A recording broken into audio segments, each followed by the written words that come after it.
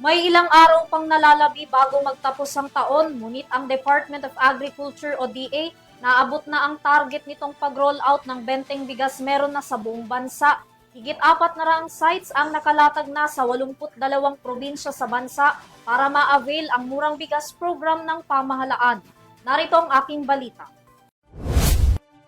Ilang linggo na lang bago matapos ang 2025, iniulat ng Department of Agriculture o DA na nakumpleto na nila sa 82 probinsya sa buong bansa ang flagship project ng administrasyon ni Pangulong Ferdinand Marcos Jr. na Benteng Bigas Meron Na o BBM Rice.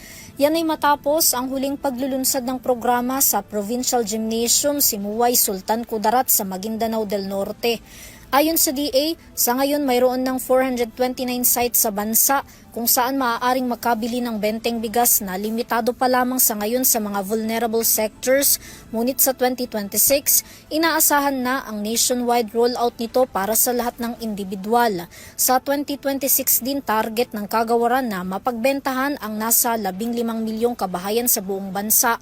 Samantala, matatandaan na sa susunod na taon din uumpisahan ng DA ang implementasyon ng Benteng Bigas Master List Registry System o BBMRS na magsisilbing monitoring ng bentahan ng benteng bigas. Sa ilalim ng BBMRS, kinakailangang irehistro ng mga kasalukuyang benepisyaryo ang benteng bigas, ang kanilang pangalan para makakuha ng QR code na gagamitin nila sa pagbili ng mas murang bigas at upang maging bahagi ng tuloy-tuloy na programa hanggang sa susunod na taon. One-time registration lamang ito ayon sa DA sa loob ng 1.5 taon kung saan 3 buwan ang ibinigay na palugit ng ahensya para sa pagpaparehistro. Para sa EuroTV News, Vanessa Cleofa, sumasaludo sa bawat Pilipino.